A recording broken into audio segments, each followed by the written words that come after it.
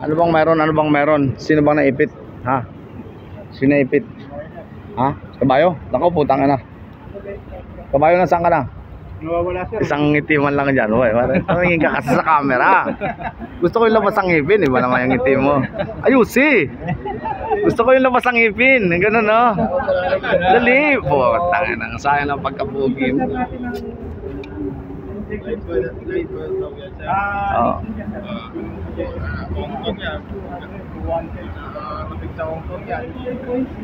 Pero gusto ko si Kabayo talagang ano.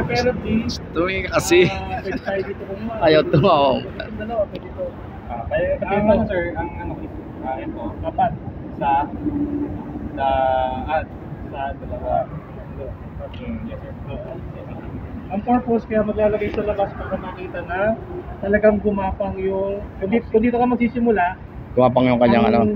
injection natin Injection. dito, pag tumulo dito, ibig sabihin umabot na siya dito. Yes po. Kumbaga, pagka nag-injection tayo po sa isang site, papunta doon sa kabilang dulo. No? So, ang mangyari, mag-start tayo mag-injection dito sa pinakaunang packer mo, then hayaan mo siyang umagos papunta doon sa kabilang packer. Then pagka umagos na siya sa kabilang packer mo, stop tayo, lipat natin yung injection doon sa kabilang packer hanggang sa umagos siya doon sa kabila, sa pinakadulo. Okay? So, bali prepare muna tayo. Ipa-grind lang natin siya ng lalim is 30 mm. Then, yung mga designated na butos natin, yan yung lalagyan natin sir ng injection packer. Ito yung packer natin, dito muna mag-i-inject. Ang indication na nandito na nagkapakan na ito is may tutulo dito. Tapos, inject ka dito, tutulo dito sa kabila, inject ka dito, tutulo sa kabila. Okay? Then, ito boss yung packer, dapat ibaon natin siya 3/4. At least 3/4 na itong kulay itim na rubber na to. No? So, hindi mo na kailangan siyang ibaon na maigi, kahit ilutang mo lang yung 1/4 ng rubber. So, hanggang dito lang yung baon natin. Sir, barena. Pero yung barena natin, barena. sir, gaano kalalim? Bali yung barena natin, sir, at least mga 30.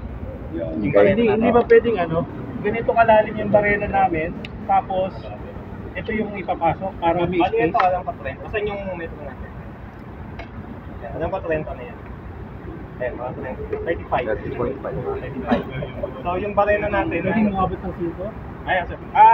Hindi na kailangan sa masyadong malalim. 40, 40. Yes, sir. Yan po, mga katrabawa. Malinaw na malinaw po. At least minimum 30. Yes po. Iset na lang natin ng 40 para kung sakali makaluta siya. Yes, sir. Okay?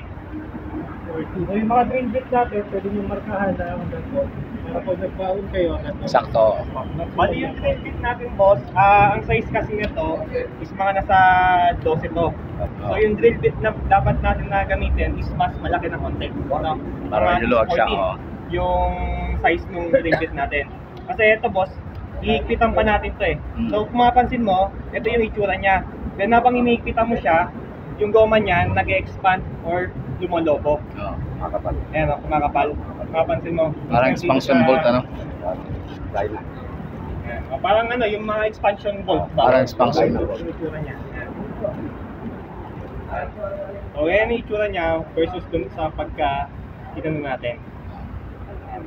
Okay? Sige. So, Okay. boss, cut muna tayo. Okay.